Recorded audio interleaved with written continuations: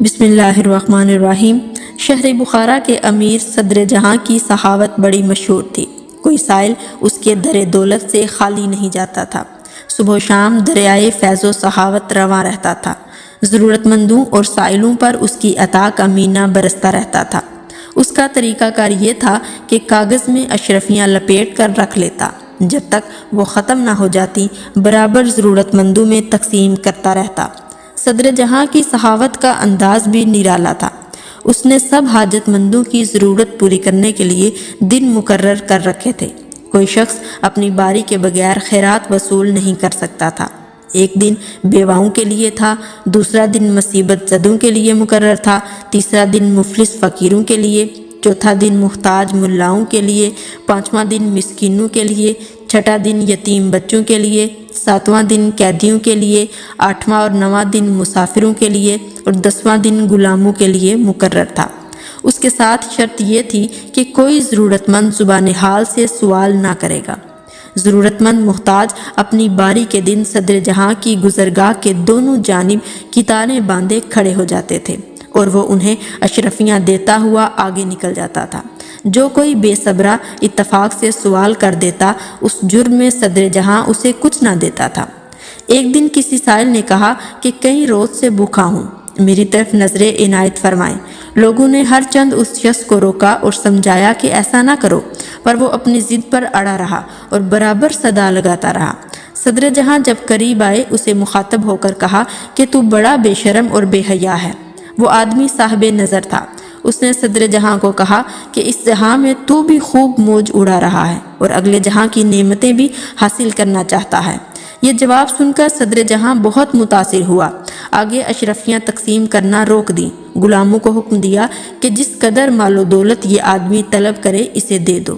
اس واقعے کو دیکھتے ہوئے جس دن ملاؤں کی باری تھی، اس دن ایک ملا اپنی باری کا انتظار کیے بغیر جذبہ حرص سے مجبور ہو کر چلا اٹھا کہ صدر جہاں، میں نہایت غریب اور مفلس ہوں، مجھے جلدی اپنے دامن رحمت سے سیراب کر۔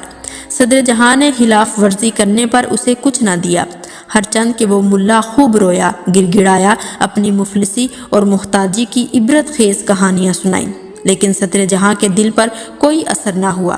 باقی سب ملاؤں کو نوازا گیا مگر اسے ایک کوڑی بھی نہ ملی۔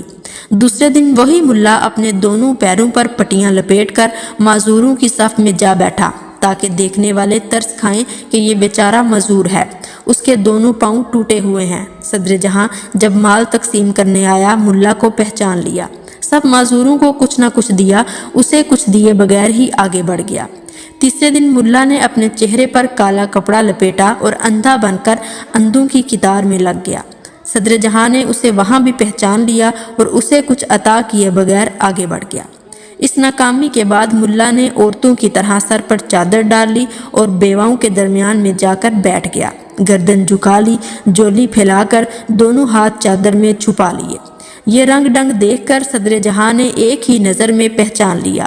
اس نے سب بیواؤں کو اشرفیاں دی، لیکن اس بیوہ کے قریب سے گزر گیا۔ جب یہ وار بھی خالی گیا تو ملا کے دل میں غم و غصے کی آگ بھڑک اٹھی۔ اگلے روز منہ اندھیرے ایک کفن چور کے پاس پہنچا اور اسے کہا کہ مجھے ایک کفن میں لپیٹ کر سر رات جنازہ بنا کر رکھ دو، کوئی بھی پوچھے جواب نہ دینا، خاموشی کے ساتھ میرے جنازے کے قریب بیٹھے رہنا۔ صدر جہاں ادھر سے گزرے گا، لاوارث جان کر تدفین کے لیے اشرفیاں ضرور دے گا، اس میں سے نصف تمہاری ہوں گی۔ کفن چور یہ تجویز سن کر راضی ہو گیا۔ ملا کا جنازہ تیار کر کے سر راکھ رکھ دیا گیا۔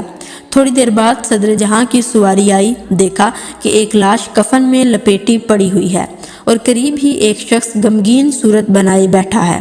صدر جہاں نے اشرفیوں کی ایک تھیلی اس میت پر پھینک دی۔ ملا نے فوراً کفن سے ہاتھ باہر نکالا اور اشرفیوں کی تھیلی اپنے قبضے میں لے لی۔ یہ تماشا دیکھ کر صدر جہاں رک گیا۔ اسی وقت ملا نے کفن سے منہ باہر نکالا اور صدر جہاں سے مخاطب ہو کر کہنے لگا، اے جود و سخا کا دروازہ بند کرنے والے، دیکھا آخر ہم نے تجھ سے لے کر ہی چھوڑا۔ صدر جہاں نے جواب دیا، ارے احمق، جب تک تو مرا نہیں ہماری سرکار سے کوئی فائدہ حاصل نہ کر سکا۔ اس سے ہمیں سبق ملتا ہے کہ اللہ تعالیٰ نے بھی دعا مانگنے کے اصول و ضوابط مقرر فرمائے ہیں، ان سے روح گردانی کرنے والا بے مراد ہی رہتا ہے۔